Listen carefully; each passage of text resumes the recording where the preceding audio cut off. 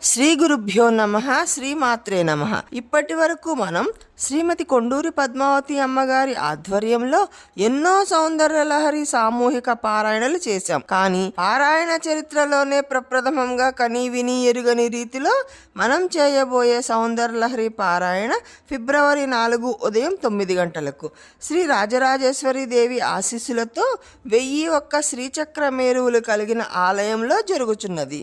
ఒక మేరువు ఉన్న ఆలయంలోనే ఎంతో శక్తి కలిగి ఉంటుంది.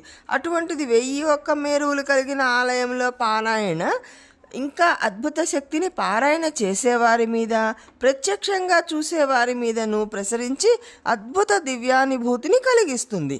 కావున మన వెలుగు వైపు ప్రయాణం ఛానల్లో ఫిబ్రవరి 4న కుంచాల కూర్మయ్యపేట శ్రీకాకుళంలో జరుగు పారాయణను ప్రత్యక్షంగా తిలకించండి. ఆ అమ్మ అనుగ్రహానికి పాత్రులవ్వండి.